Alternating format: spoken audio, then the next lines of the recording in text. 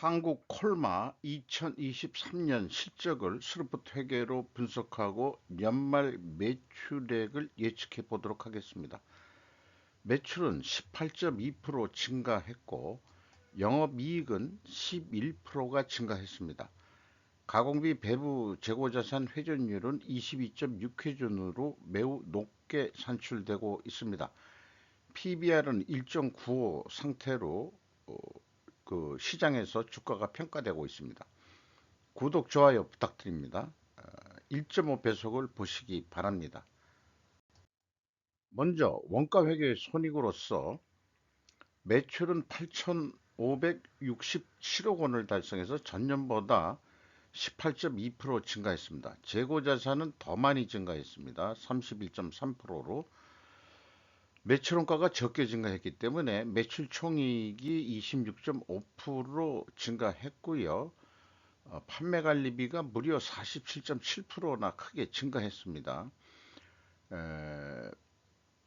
영업이익은 796억 원으로서 전년보다 금액상으로는 15.3%가 증가했습니다만 영업이익률로는 0.2%가 하락을 했습니다.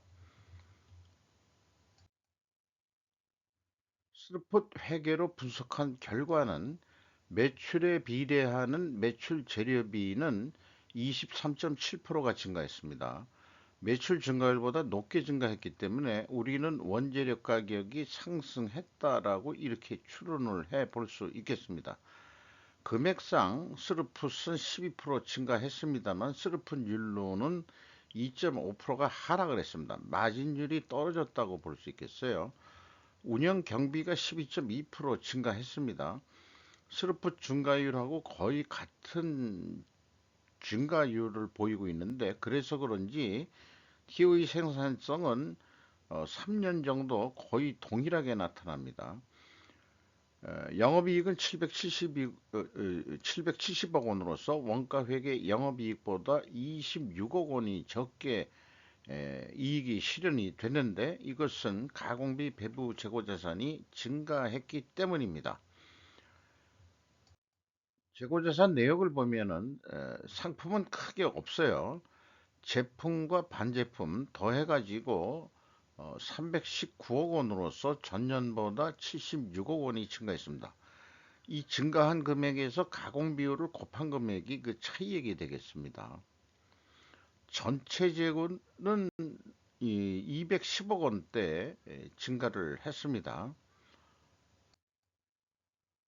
재고를 유지하느냐, 재고를 줄이느냐, 재고를 또 증가시키느냐, 감소시키느냐, 이러한 사이에 실무적인 갈등들이 이때는 상황에 대한 해결책으로 저는 어, 재고 회전율을 상승시켜라 라는 거로 그 해결책을 제안하는 그런 설명한 내용이 되겠습니다.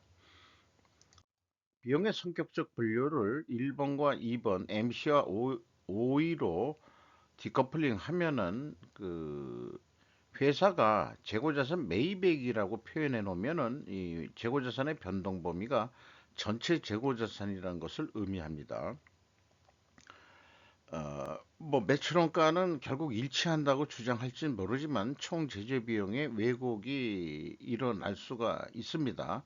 외부에서 그 분석하는 관점에서는 MC가 22.9% 증가했고요. 운영 경비가 12.2% 증가했습니다.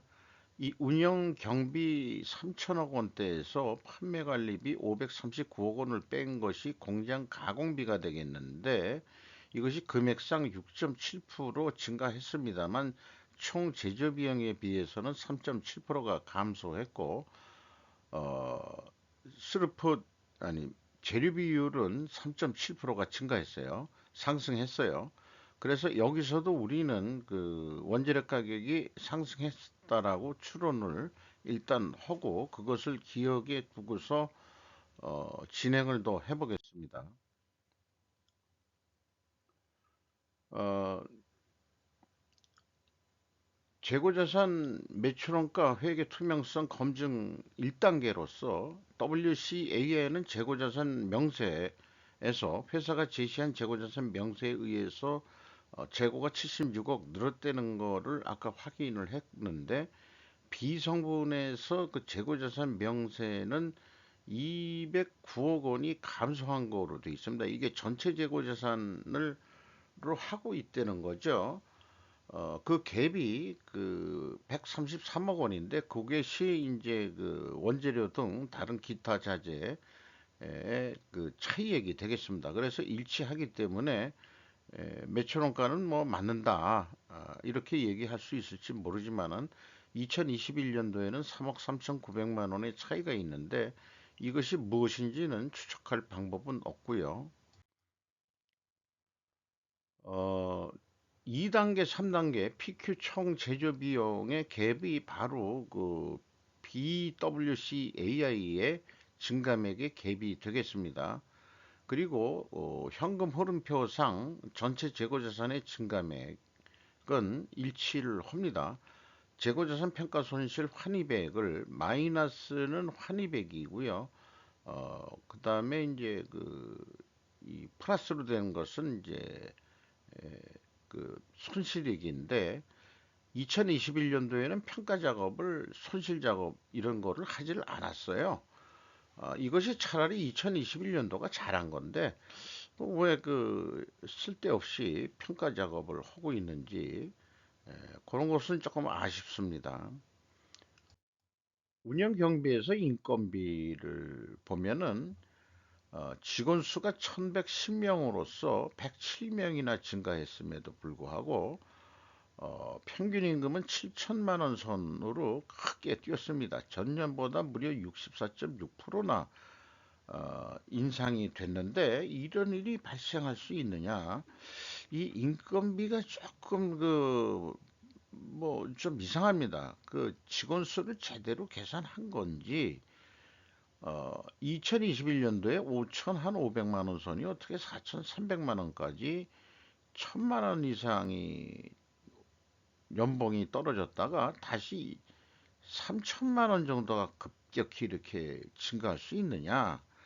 이런 것은 있기가 어렵거든요. 거기다가 직원이 증가하면은 신입사원들이 대부분 들어온다면은 거꾸로 임금이 더 깎일 텐데, 이게 오히려 평균 임금이 올랐다 하는 얘기면은, 아무래도 그 고임금 무슨 경력 사원들, 기술자들이 왕창 대거 들어오지 않았나, 이런 생각도 해보게 돼요. 그런데 이 평균 임금이 이렇게 굴곡이 심한 게 이 회사의 향후 뭔가 여기에 문제점이 있다라고 저는 그렇게 봐집니다. 경영평가 지표로서 재고 회전율은 올라갔다가 다시 떨어지고 있습니다. 그리고 스루픈율도 내려갔죠. 이 동일 방향이면은 일단은 재고자산 매출원가 회계 투명성 가정을 합니다. 이것은 입증을 해야 되고요. 생산성 약간 떨어졌고, 그 다음에 뭐, ROI는 여기에 인벤토리, 재고 투자 회수율로 보는 건데, 이것도 좀 떨어졌죠. 그리고 이자 부채 레버리지율이 계속해서 이렇게 올라가고 있는데, 지금 50%가 경영권 방어선이기 때문에 지금 빨간불, 그 레드 존 상태에 있다고 할 수 있겠습니다. 요것이 이제 이 회사의 부채 증가가 문제가 좀 될 것 같아요.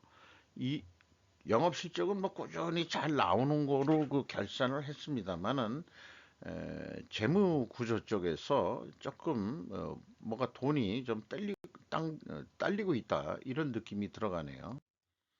그래서 어떤 그 분석 이 매트릭스 표가 작성이 되는데, 동일 방향으로 하락하면은 회계 투명성 가정을 하는데 원재료 가격은 상승해야 되고, 그 다음에 그 판매 가격은 인하해야 된다. 이런 것이 수치적으로 입증이 돼야 됩니다. 또한 예, 재고 회전율을, 그 수량에 의한 재고 회전율을 산출해서 재고 물량 자체도 그 많아져 가지고 회전율이 하락했다, 이렇게 입증이 되면 되겠습니다.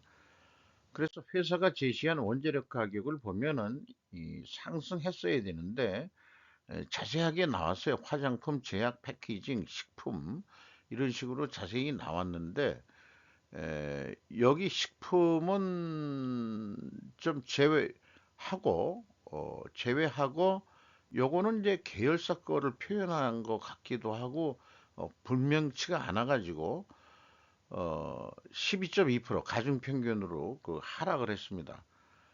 매입 비중까지 했기 때문에 이게 나름대로 정확한 거라고 보는데 이게 그러면 입증이 되지 않죠? 그러면은 둘 중에 하나는 누군가는 잘못됐다 이겁니다. 결산 데이터가 잘못됐든지 아니면은 이 그 제시한 금액들이 잘못됐든지 둘 중에 하나겠죠. 판매 가격은 인하됐습니다. 이것은 그 맞죠? 네. 그러니까 50%는 성공을 못했다는 얘기예요. 그렇습니다.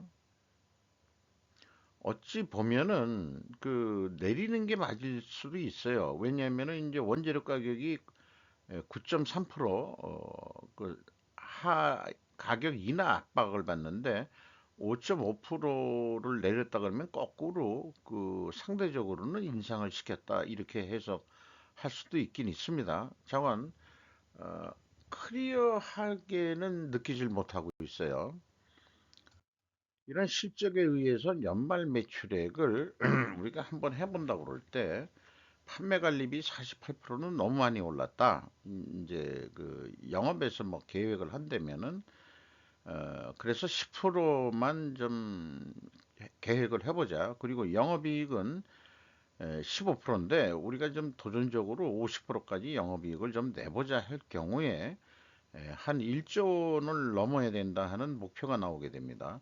이 경우 이제 매출 원가가 이제 필요한데 이것을 어떻게 산출하느냐 그러면은 이 제조 원가를 계산한 다음에 재고 자산이 31% 증가했으면 너무 많이 증가했다. 그러니까 매출 증가도 시키려면은 재고도 일반적으로 재고도 증가해야 된다.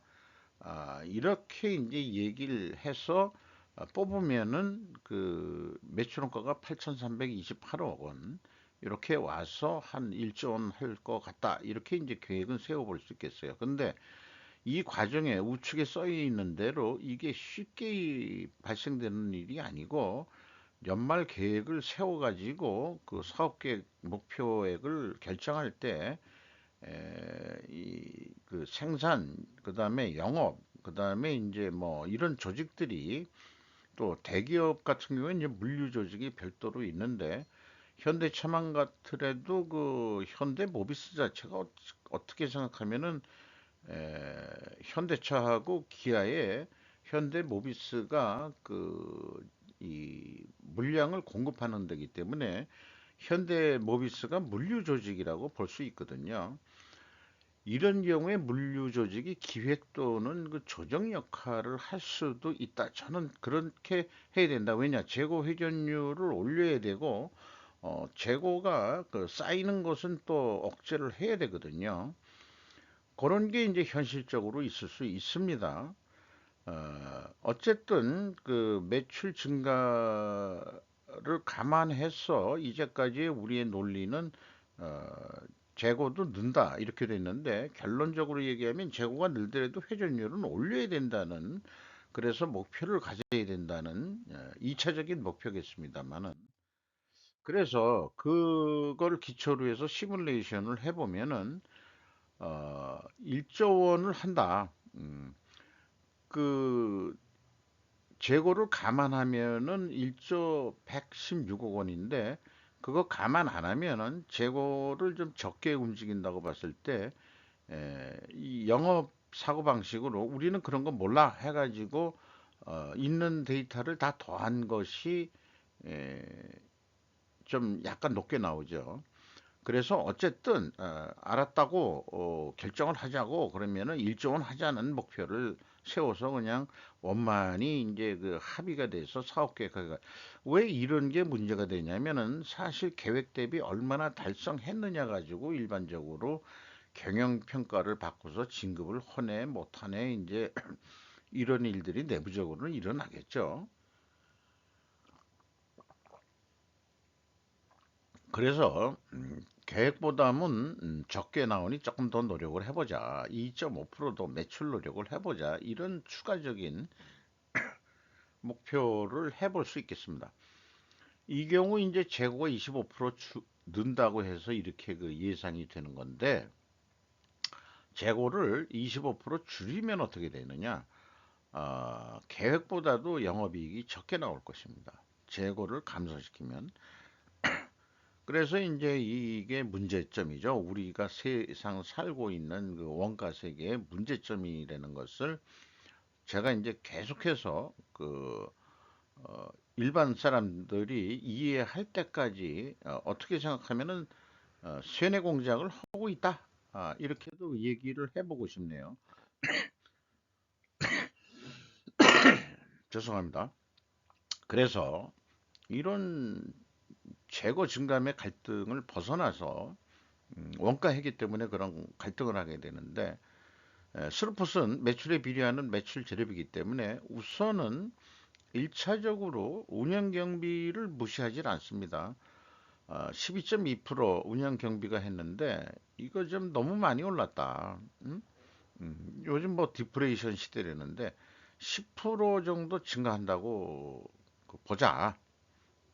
이걸 누가 주도할지는 모르지만은 그리고 이 운영 비용은 뭐 본사 판매 관리비 그다음에 공장 가공비 다 합친 거거든요. 그러면 공장에서 주도하기도 그렇고 본사에서 주도하기도 그렇고 좀 애매합니다. 그리고 영업이익은 이제 도전적으로 좀 높게 잡자. 그럴 경우에 이것도 쉽게 1조 1천억 아니 1조 119억 원이 나옵니다. 어, 그 전년도 그 수르픈율을 기준으로 일단 이렇게 잡아놓고 전망은 자 그러면은 이렇게 매출이 증가한다면은 매출 재료비가 얼마나 증가할 거냐?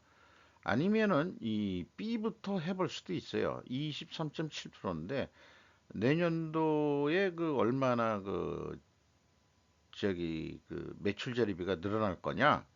음, 그러면은 이게 16.7% 정도 해 보면은 요거는 사실은 요거에 맞춰 가지고 시뮬레이션 입력서를 여러 번 그 입력을 해 보는 거죠. 그래서 그 정도 맞히는데 그 매출 재료비율은 그 우수리 떼고 그냥 55% 그러면은 이제 스르픈율이 45%면은 한 0.6% 마진은 올린다고 보고 요럴 때 이제 유사하게 이제 금액이 나오게 됩니다. 우측에 있는 대로 이게 쉽게 누군가 하나 책임지고 하면은 영업, 생산, 물류, 세 조직에서 누가 책임지고 하려고 그러면 아마 영업도 책임 안 지려고 그럴지도 모르고요.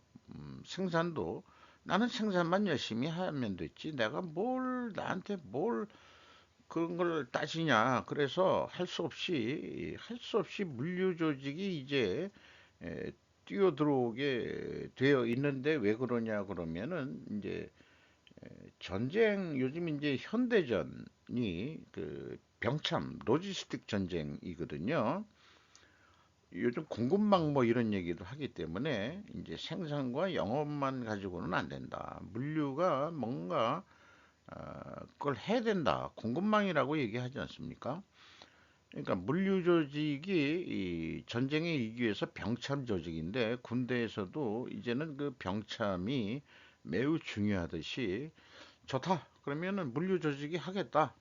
우리가 영업도 해봤었고 또 생산도 해봤었고 어, 그러니까 그 참모본부에도 있었고 그다음에 이제 그 야전사령관도 해봤고 어, 지금 병참하고 있는데 음, 경험이 있으니 이런 것을 다 조정해서 해보겠다.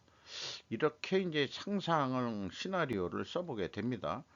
이렇게 계획을 해가지고 실행을 보면은 이건 참고적으로 오이 기준 그다음에 매출 재료비 기준에서 했는데 여기서도 크게 계획하는데 차이가 없기 때문에 1조 원 정도 매출 계획을 하면은 1103억 원이 남는 거로 예상이 돼요. 요거보다 그 원가 회계했을 때보다 좀 이익이 적게 나오네. 그럼 어떡할 거냐? 그러면은 재고 회전율이 실적이 22.6회전이거든요. 24회전 해보자. 한 달에 두 번, 그러니까 두 번 회전한다는 얘기죠. 보름에 한 번씩 회전해보자. 우리가 좀 그 재고 관리를 좀 더 충분히 해야 되지 않겠냐. 지금 왜 우리가 그 이 부채가 계속 늘어나고 뭐 그러는 이유가 재고에 너무 돈이 많이 잠기게 되고 계속해서 재고가 증가하고 뭐 이런 문제가 있는 거 아니냐 이런 이제 얘기를 할 수는 있겠죠. 어쨌든 그러면은 1조 615억 원이 달성하면은 한 1376억 원이 나올 수 있겠다. 스로포 회계 기준은 금액 차이는 뭐 80억 정도뿐이 안 되지만은 재고가 증가했을 경우에는 그 스로포 회계 기준은 원가 회계 기준보다는 약간 낮게 나오게 되어 있습니다. 그런 그 분석의 그 경험을 통해 가지고 재고가 증가했죠. 그러면 원가 회계 영업이익보다 이익이 아까 감소하는 것을 우리는 보았고 판매가는 원가 회계보다 뭐 조금이라도 더 낮게 나오게 되어 있습니다. 현금 재무지표로서 EAT 세후 현금 순이익은 1166억 원으로서 전년보다 좀 금액이 증가했죠. 어, 뭐 3년 동안 거의 평년작으로 하고 있는데 약간 올랐습니다. 그 현금 수익률로도 11.1%. 그 다음에 이제 EMS라고 영업 활동을 통해서 모두 들어온 현금 흐름은 492억 원이 되겠는데 최종적으로는 571억 원의 그 현금이 유출이 됐다. 이렇게 볼 수 있겠습니다. 그럼 뭐에 돈이 많이 나갔느냐? 그러면 아까 얘기한 대로 자재도 돈을 많이 썼고, 그 다음에 캐펙스로 212억 원 자본적 투자가 있었어요. 그래서 최종적 571억 원의 현금이 어디로 흘러나갔다. 그러니까 돈이 필요하니까 차입도 한 거다. 이런 얘기가 되겠습니다. 차입은 280억 원을 차입을 한 거예요. 이거 이자 포함해가지고 이자도 나가는 거 포함입니다. 그 42.5%까지 증가했어요. 이게 이제 빨간불이 들어오기 시작했습니다. 한국 콜마가. 주주익령 현금으로는 이익배당입니다. 주로 이익배당이에요. 1.1%까지 이익 배당률이 그 올렸습니다. 아마 그 주주들, 이해 관계자들의 압력도 있겠죠. 그 여기 1%도 안 되는 회사가 어디 있냐? 돈도 잘 벌면서 이런 얘기가 있을 수 있겠죠.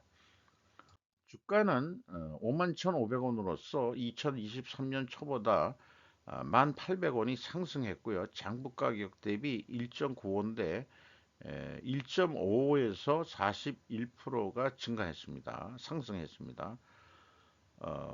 한국 홀마홀딩스가 27.14%, 연금공단이 13.2%, 니혼 콜마가 12.14% 지분을 가지고 있고 외국인 전체가 29.94%의 지분을 가지고 있습니다. 한국 콜마 홀딩스의 그 최대 주주는 윤상현 씨로 29.62% 지분을 가지고 있습니다. 이상 한국 콜마 2023년 실적을 스루포트 회계로 분석하고 연말 매출액까지 예측해 보는 게임을 즐겨 봤습니다. 이상 마치도록 하겠습니다.